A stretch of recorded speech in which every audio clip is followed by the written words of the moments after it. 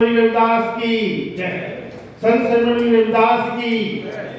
संत सर्वमणि रविदास की जिंदाबाद जिंदाबाद।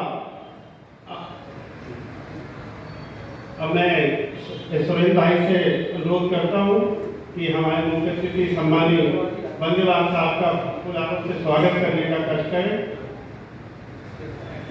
और प्रमोद चौधरी जी से भी अनुरोध है कि आप भी आए और इंदर सिंह गोइके जी का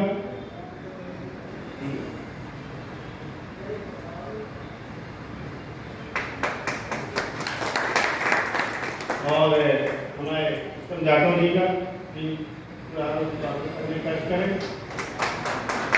प्रमोद जी आप सभी मंचासीन अतिथियों का माल्यार्पण कर स्वागत करने का कष्ट करें। सभी का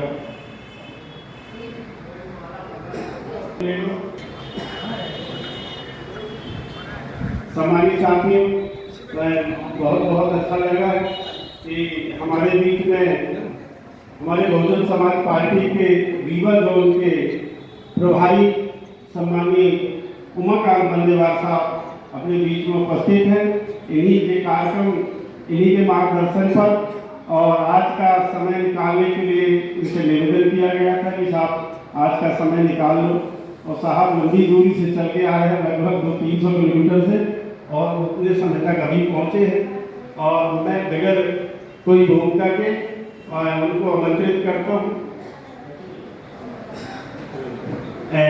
सम्मानीय बंदेवाल साहब आए और अपनी बात रखें। बंदेवाल साहब।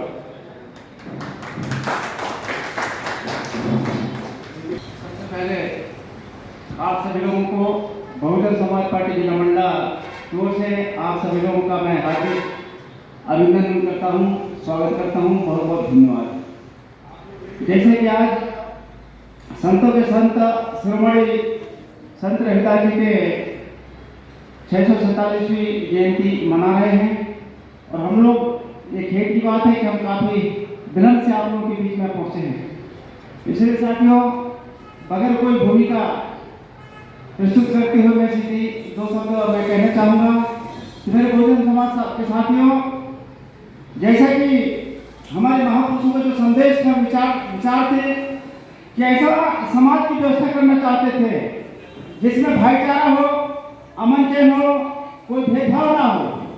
जैसे कि आज से 600 साल पहले संत शिरोमणि रविदास जी ने कहा था, ये मेरे बहुजन समाज के लोगों, ये सोच की ये धारणा थी, कैसा चाहूं राज में सभी को मिले अन्न, सब मिले समूह से रविदास रहे प्रसन्न, ऐसे समाज की व्यवस्था करना चाहते थे। लेकिन दुख की बात है साथियों कि आज जब इस देश के अंदर जब मुगलों का आगमन हुआ तो मुगलों को ये पता था सत्ता किसके हाथ में है और हमको किससे लड़नी है। इसके बाद जब भारत में जब अंग्रेज आए, अंग्रेजों को भी ये पता था कि भारत की सत्ता किसके हाथ में है और किसके साथ हमें लड़ाई लड़ना चाहिए। लेकिन दुर्भाग्य के बहुजन समाज का साथियों, 1000 सालों से ये बहुजन समाज के लोगों को आज के तारीख में भी ये पता नहीं है कि देश की सत्ता किसके हाथ में है और बहुजन समाज के लोगों को किसके साथ लड़नी चाहिए। तो साथियों, बाबा साहब अम्बेडकर ने हमको संविधान दिया, वोट का अधिकार दिया, हमारी जनसंख्या ज्यादा, तो धन्य मानव क्रांति नाम था। इस देश के मूल निवासी बहुजन समाज के लिए बहुजन समाज पार्टी का निर्माण किया 1984 में। और बड़ा सौभाग्य की बात है कि उत्तर प्रदेश में बहन मायावती जी ने 4 बार, सबसे बड़ा प्रदेश उत्तर प्रदेश 4 बार मुख्यमंत्री रही, और आज हमें बहन मायावती के दिशा निर्देश पर संपूर्ण बहुजन समाज को, मध्य प्रदेश बहुजन समाज को जगाने का जो सौभाग्य मिला है, बड़ी खुशी की बात है। मैं ज्यादा बात ना कहते हुए साथियों, हमारे बीच में आज के मुख्य अतिथि सम्मानीय उमाकांत बंदेवाल जी भी मेरे साथ में चल करके आए हैं। आप सभी लोगों को मैं बहुत बहुत आभारी हूँ। इन्हीं शब्दों के साथ अपनी बातों को विराम देता हूँ। जय भीम, जय भारत। बंदेवाल साहब को निवेदन करूँगा कि आए वो अपनी बात रखें। धन्यवाद।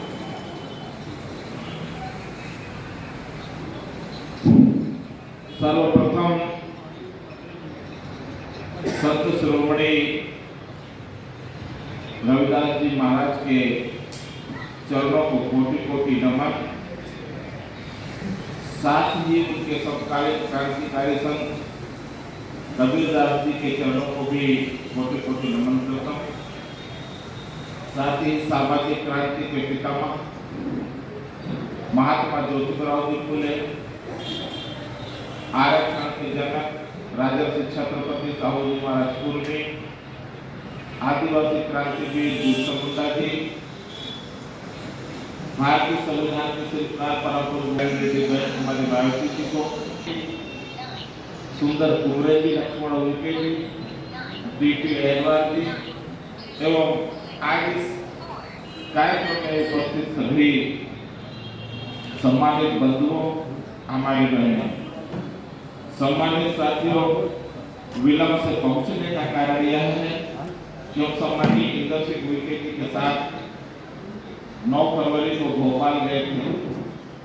10 तारीख को भोपाल की बैठक विधानसभा के बिजूरी नगर परिषद में आयोजित था और बहुत भव्य वहाँ पर हम लोगों का कैडर हुआ और हम लोगों की आशा यह थी कि कैडर के बाद हम रात में डिंडोरी आ जाएंगे, लेकिन डिंडोरी की रात में कोई बस नहीं मिली। सुबह 5 बज के जब हम लोग चलाने लग जाने की और वो बस 1:30 बजे डिंडोरी पहुंचाई और यहाँ फिर हम आप लोगों के बीच में है। सम्मानित साथियों, हमारा जो इतिहास है वो दुनिया का गौरवशाली इतिहास है। किन लोगों का इतिहास है दुनिया का सबसे ज्यादा गौरवशाली इतिहास? जो इस देश का बहुजन समाज है, जिसको हम अनुसूचित जाति के नाम से जो संवैधानिक नाम है उससे जानते हैं, आदिवासी के नाम से जानते हैं, पिछड़ों के नाम से जानते हैं। हम लोगों का जो इतिहास है, इस इतिहास से अच्छा दुनिया में शायद किसी का ही इतिहास होगा। और हमारे समाज में इतने अच्छे महापुरुष पैदा हुए हैं, इतने अच्छे क्रांतिकारी पैदा हुए हैं, जननायक पैदा हुए हैं, जहां कहीं और पैदा नहीं। समाज के साथ जब हम इतिहास के पन्नों को पलटते हैं तो हम देखते हैं कि जब पूरी दुनिया सभ्यता में आने से पहले एक समय ऐसा था कि पूरी दुनिया किसी भी देश के व्यक्ति कपड़ा नहीं पहनते थे, नंगे रहते, क्योंकि सभ्यता ही मकानों में नहीं रहते, अनाज की पहचान नहीं हुई, किस जानवर को पालना है ये भी पहचान नहीं, पूरी दुनिया।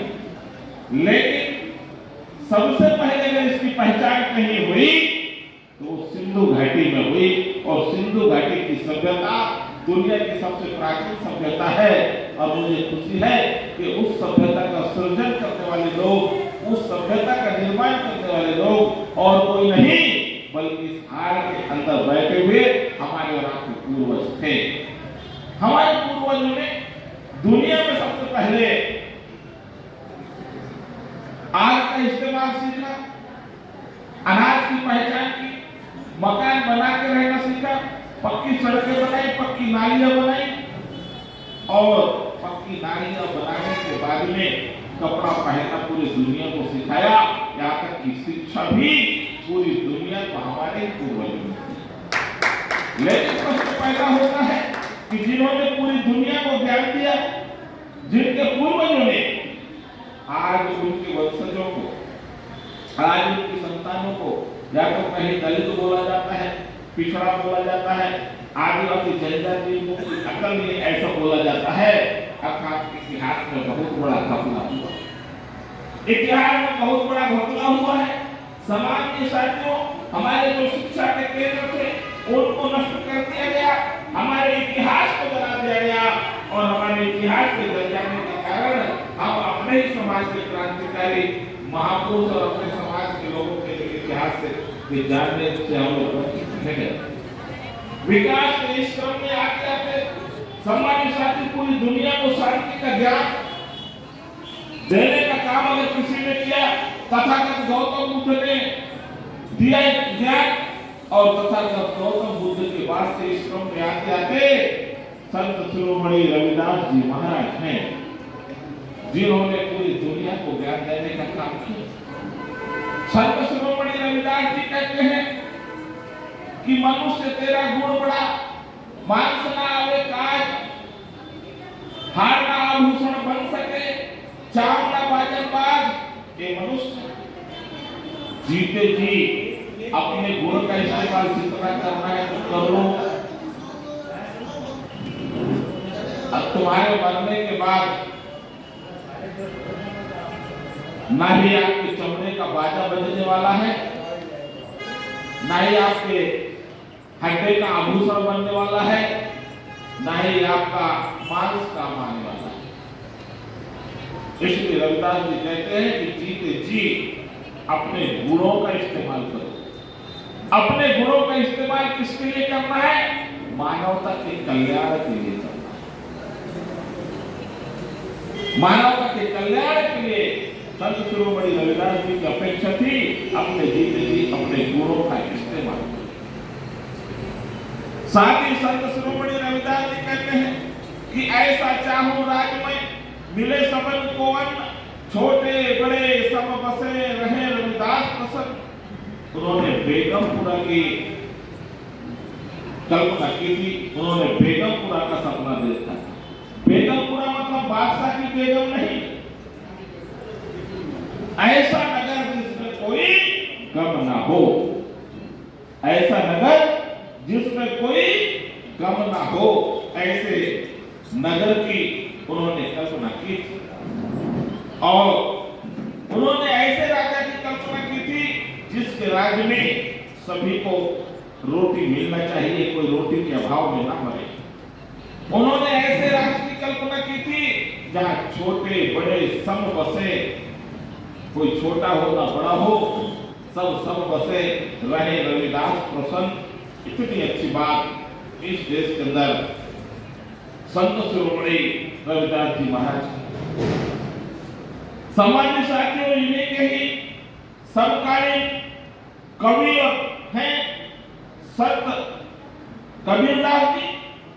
वो कहते हैं कि कबीरा खड़े बाजार में मांगे सबकी खैर, ना काहू से दोस्ती और ना काहू से बैर। मैं बाजार में खड़ा हूं, मेरी ना किसी से दोस्ती है, ना किसी से दुश्मनी, किसी से बैर नहीं। कितनी अच्छी बात। साथ ही वो कहते हैं कि पोथी पढ़ पढ़ जग हुआ, पंडित भया ना कोई। भाई अक्षर प्रेम के पढ़े तो पंडित होए। अर्थात पूरी दुनिया किताबों को पढ़ पढ़ के मर जा रही है, लेकिन उनको ज्ञान प्राप्त नहीं हो पाता है। पंडित यानी ज्ञानी, कोई ज्ञानी देश में पैदा नहीं होता। वो कहते हैं कि पूरी दुनिया की किताबें, पूरी दुनिया की डिग्री प्राप्त करने की बजाय आप सिर्फ 2.5 अक्षर को पढ़ लो तो आप पंडित हो जाएंगे, आप ज्ञानी हो जाएंगे। और 2.5 अक्षर क्या है? एक मनुष्य दूसरे मनुष्य से प्रेम करे, मोहब्बत करे, सिर्फ इसलिए नफरत ना करे कि वो किसी जाति विशेष में पैदा हुआ है। नफरत इसलिए ना करे कि वो किसी वर्ण विशेष में पैदा हुआ है। नफरत इसलिए ना करे कि वो किसी भौगोलिक क्षेत्र में पैदा हुआ है। किसी जाति और धर्म के कारण किसी से नफरत ना करो, यह बात कबीरदास जी कहते। और इससे भी बड़ी बात जो कबीरदास जी ने कही, संत बाबा साहब अम्बेडकर जो है वो दुनिया के 6 विद्वानों में से एक है। उन्होंने, बाबा साहब अम्बेडकर ने कबीर को अपना गुरु माना, कबीर को अपना गुरु माना है। कबीर कौन सी यूनिवर्सिटी में पढ़ने गए थे? चौधरी साहब। कोई स्कूल गए थे? दुनिया के 6 विद्वानों में से एक, दुनिया की सबसे ज्यादा डिग्री रखने वाले बाबा साहब अम्बेडकर किसको गुरु माना है? कबीर। जो कोई स्कूल में ही नहीं है। तो कबीर ने आखिर ऐसी कौन सी बात बोल दी जिसके कारण बाबा साहब ने उसको गुरु मान लिया? कबीर कहते हैं, पाहन पूजे हरि मिले तो मैं पूजू पहाड़, अति को चक्की भली पीस खाए संसार। अर्थात पत्थर के पूजने से हरि मिलता है। हरियाणी भगवान को मैं पूजू पहाड़, नहीं तो उससे भी अच्छी तो चकिया है, उसको पूज लो, संसार उससे पीस करके खाता है। 600 साल पहले जो स्कूल में नहीं गए थे, उनको ये ज्ञान प्राप्त हो गया। कबीर बात, कबीर कहते हैं मोहब्बत और ढाई शब्द को प्रेम पढ़िए, एक दूसरे से भाईचारा, बंधुत्व, समानता का व्यवहार कीजिए, एक कबीर पसंद। कितनी बड़ी बात। इसलिए बाबा साहब अम्बेडकर ने उनको अपना गुरु माना। बुद्ध कहते हैं प्रज्ञाशील करुणा, प्रज्ञावान बनो मतलब ज्ञानवान बनो। लेकिन साथियों, शिक्षा प्राप्त व्यक्ति में और ज्ञानी व्यक्ति में फर्क होता है। कोई बीए की शिक्षा, एमए की शिक्षा ले सकता है, कोई डॉक्टरेट की शिक्षा ले सकता है, कोई इंजीनियर हो सकता है, वकील हो सकता है। इसका ये मतलब नहीं कि वो ज्ञानी है। उन्होंने उस विषय का शिक्षा प्राप्त किया। बुद्ध की नजर में ज्ञानी कौन है? संत कबीर और इनकी नजर, रविदास की नजर में ज्ञानी कौन है? जो चीज जैसी है उस चीज को वैसा देखने की दृष्टि जिसके पास में हो जाती है उसको ज्ञानी कहा जाता है। और जो चीज जैसी है उसको वैसा देखो, वही कबीरदास कहते हैं पहाड़ तुझे है तुझे तो मैं तुझे पहाड़। अब कोई इंजीनियर है, कोई डॉक्टर है, कोई वकील है, कोई नर्स है, कोई लेक्चरर है, कोई प्रोफेसर महिला बैठी है, लेकिन अगर वो गोबर के सामने नतमस्तक होकर गौर गणेश से कहती कि मेरा कल्याण करना, मैं दावे के साथ कहता हूं, मुझे कहने में कोई संकोच नहीं, आपके दिमाग में गोबर भरा है, ज्ञान नहीं। ये बात सबको सुनो।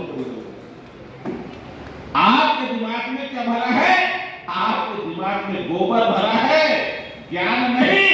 इतनी बड़ी बातें हमारे महापुरुषों ने। इसलिए बाबा साहब अम्बेडकर कहते हैं मेरे गुरु होने लायक कोई है तो वो कौन है? संत शिरोमणि रविदास जी महाराज हैं, जो कभी स्कूल में नहीं गए, कोई कॉलेज में नहीं गए, कोई यूनिवर्सिटी में नहीं गए। आज कबीर के ऊपर लोग पीएचडी करते हैं, कर रहे कि नहीं कर रहे? कबीर के नाम पर जिले, कबीर के नाम पर यूनिवर्सिटी, कबीर के नाम पर कॉलेज है। दुनिया के लोग स्टडी करते हैं कबीर के ऊपर। और हम 21वीं शताब्दी में बायोलॉजी में एमएससी करने वाली हमारी बेटियां, हमारी बहनें भी गौर गणेश के पीछे पड़ी। हम कैसे गौरव कर सकते हैं उनके ऊपर कि हमारी बेटी, हमारी बहन जो है एमएससी है, तो बीएससी है, क्योंकि दिमाग से तो गोबर का भूत उतर ही नहीं रहा है ना। साइंस में हो, आप साइंस किया है तो साइंस का कोई उदाहरण तो पेश करो। आज हम लोग और आप लोग जो सुखी हैं वो उसके कारण है जिन लोगों ने उसकी सत्ता को स्वीकार नहीं किया है। खोज उन लोगों ने किया है जिन लोगों ने उसकी सत्ता को चैलेंज किया है। उन लोगों की खोज के कारण मैं माइक में बोल रहा हूं, उनके कारण ये पंखा है, उनके कारण ये बल्ब है, उनके कारण गाड़ियां हैं, उनके कारण अनाज का उत्पादन ज्यादा हो रहा है, उनके कारण दवाइयां बीमारियों की और जितना भी टेक्नोलॉजी आ रही है ये उनके कारण आ रही है। वो ज्ञानी लोग हैं, जो चीज जैसे है उस चीज को वैसा देख रही है। साथ में बुद्ध कहते हैं कि अगर कोई ज्ञानी है वो भी समाज को नुकसान पहुंचा सकता है। ज्ञान अकेला प्राप्त कर लेने से बात नहीं बनेगी। ध्यान कोई वो कहते हैं ज्ञान के साथ में, प्रज्ञा के साथ में शील हो। शील मतलब सदाचार हो, कैरेक्टर हो, चरित्र हो, चरित्रवान बनना। और बुद्ध ने भगवान के स्थान पर चरित्र को रखा, मेरा कैरेक्टर को रखा। यानी उससे भी ऊंचा स्थान किसी का है तो आचरण का है, हमारे चरित्र का है। लेकिन अब कोई चरित्रवान भी है, ज्ञानवान भी है, तब भी समाज में वो कोई कुछ अपना योगदान नहीं दे सकता है। वो कहते करुणा भी होना चाहिए। क्या होना चाहिए? करुणा, दया का भाव, मैत्री। अब कोई आदमी ज्ञानी भी और सदाचारी भी है, लेकिन समाज के दुख को देख करके उसको दुख नहीं होता है, वो किसी का हकायत है। काम करेंगे। जो समाज के दुखों को देख करके दुखी होगा, जो अपने परिवार के लोगों को दुखों को देख करके दुखी होगा, जो अपने पड़ोसी के दुखों को देख करके दूसरी दुखी होगा, वो वही हो सकता है जिसके अंदर में करुणा है। और जिसके अंदर में करुणा है तो वो फिर लोगों के दुखों को देख करके दौड़ेगा, उसकी मदद करेगा। और जब आप किसी की दुख में मदद करने जाएंगे तो निश्चित तौर पर आपसे लोग जुड़ जाएंगे, और जब आपसे लोग जुड़ जाएंगे तो ये कार्य अपने आप सक्सेस हो जाएगा। इसलिए बुद्ध कहते थॉट, स्पीच और एक्शन, जैसा सोचो वैसा बोलो और जैसा बोलो वैसा करो। ये बुद्ध कहते हैं उन्हीं की वाणी। मुसीबत अभी यह है कि लोग सोचते कुछ है, बोलते कुछ है और करते हुए कुछ और ही नजर आते। तो फिर कैसे बात बनेगी? हम 6 महीने के बच्चे की तरफ देख के मुस्कुराते थे, वो भी मुस्कुरा देता है, उसको डांटते थे वो रोने लगता है। आगे हमारे थोबड़े के एक्सप्रेशन को 6 महीने का बच्चा भी पहचानता है। और हम उनको जोड़ने जा रहे हैं जो 18 साल के होते हैं, जो लेक्चरर है, जो प्रोफेसर है, जो नर्स है, जो मैडम है। अगर आप कहे कुछ रहे, सोच कुछ रहे, बोल कुछ रहे, कर कुछ रहे, तो आपकी वो बेइज्जती सामने से नहीं करेंगे, कुछ नहीं कहेंगे, लेकिन आपके पीठ फेरते वो कहते हैं अरे जा क्या बताता कुछ है, करता कुछ है। क्यों भाई? तो आगे आगे पाठ और पीछे से सपाट होते चला। इतनी ऊंची आइडियोलॉजी, इतना ऊंचा दर्शन कम से कम भारत में तो और किसी का नहीं है जितना बहुजन समाज में जन्मे महापुरुषों का है। लेकिन इतने ऊंचे दर्शन को एक व्यक्ति ने सत्यानाश कर दिया, उसने लिख दिया। कबीर कहते हैं मानुष तेरा गुण बड़ा मांस ना आवे काज, नहीं कविता जी कहते हैं मानुष तेरा गुण बड़ा मांस ना आवे काज, हार ना आभूषण बन सके चांदा बाजन बाज। तुलसीदास कहते हैं पूजहि विप्रशील गुणहीना, शूद्र न पूजहि गुणगण ज्ञान निर्विना पूरा। क्या कहते हो?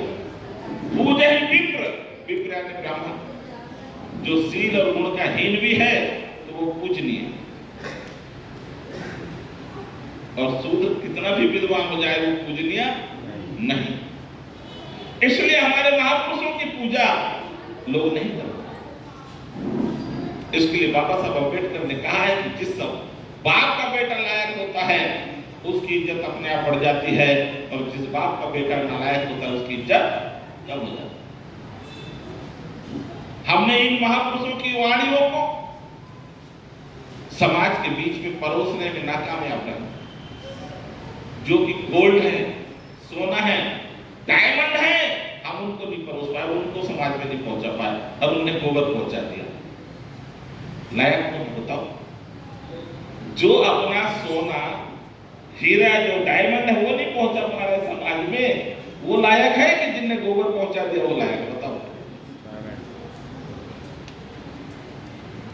तो कहीं ना कहीं तो वही लायक है जिनका गोबर चल गया। और जिस दिन हम लोग इतनी लायकी पैदा कर लेंगे, हमारी बात बन जाएगी।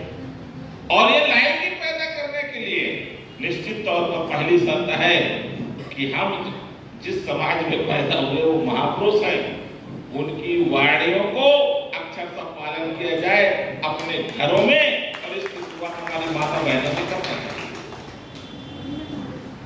जब हमारे पास में गोल्ड है, डायमंड है, तो हम गोबर के पीछे क्यों पड़े रहे? बताओ।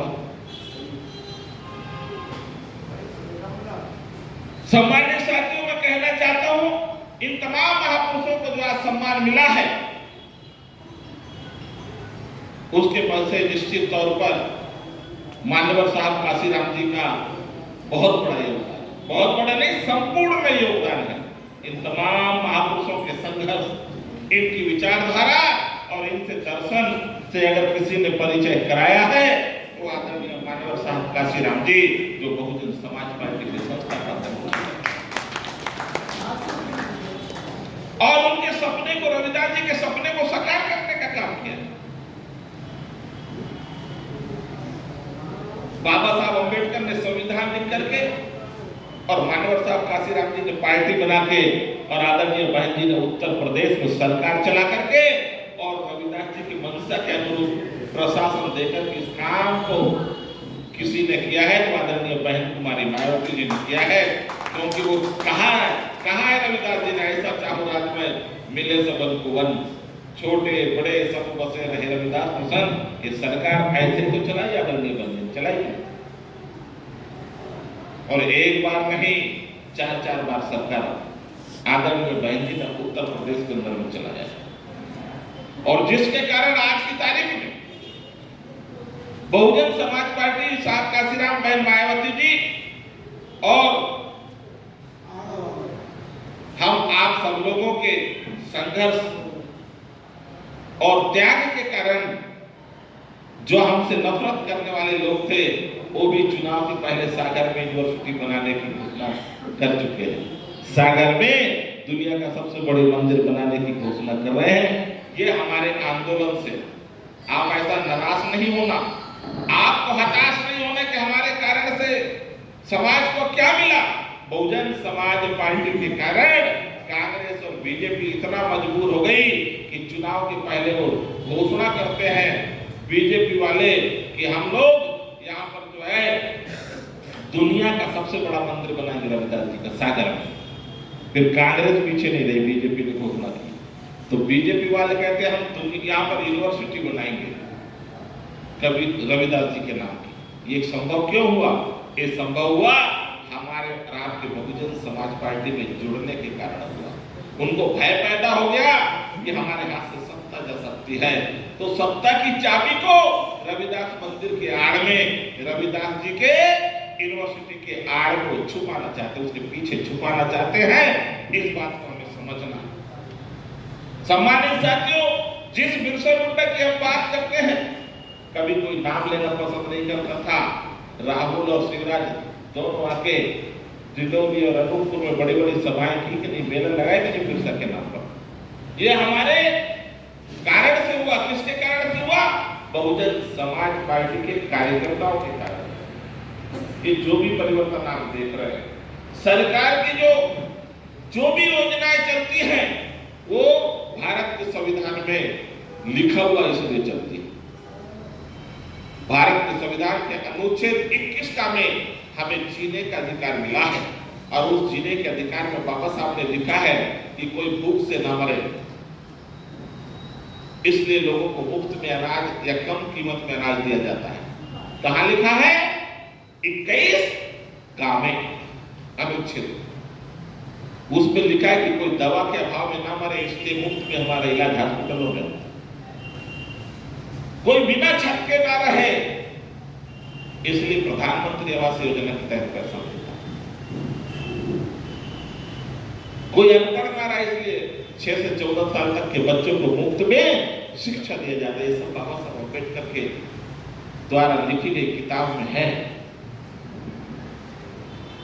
और ये आज की तारीख में बढ़ते क्रम में इसलिए मिल रहा है कि लोगों को ये भय पैदा हो गया है कि इस देश की जो सत्ता है इस देश के वास्तविक मालिकों के हाथ में बीएसपी के माध्यम से जा सकती है। इस देश की सत्ता और इस देश की प्रदेश की सत्ता, इस देश के जो वास्तविक मालिक है, जो इसके हकदार हैं, उनके हाथों में जा सकती है। इसलिए भय के कारण वो ऐसा समाज के सामने टुकड़ा फेंकने में लगे हुए। अगर हम उन टुकड़ों में प्रभावित ना होकर के अगर हम पूरी रोटी लेने के लिए आदरणीय बहन कुमारी मायावती जी बहुजन समाज पार्टी और हाथी के पीछे खड़े हो जाएं, तो निश्चित तौर पर पूरी की पूरी रोटी हम लोग प्राप्त कर सकते हैं और हमारा तकदीर और तस्वीर दोनों बदल सकते हैं। इसलिए साथियों, मैं आप लोगों से अनुरोध करना चाहता हूं कि आने वाले 15 मार्च को इन सब महापुरुषों के दर्शन से परिचय कराने वाले मान्यवर साहब काशीराम जी की जयंती जिला स्तर पर मंडला में मनाई जाएगी।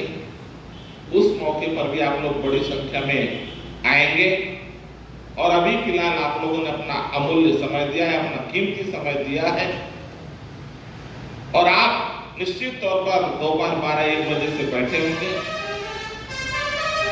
मैं काफी विलंब से पहुंचा हूं, मैं आपके समय के साथ में अतिक्रमण नहीं करना चाहता हूं। भोजन भी तैयार है आप लोगों को और हमें सब लोगों को भोजन भी करना, इसलिए लंबी चौड़ी बात न करते हुए मैं अपनी वाणी को यहीं विराम देता हूं। आप सब लोगों को साधुवाद देते हुए जय भीम, जय भारत, जय भौजी।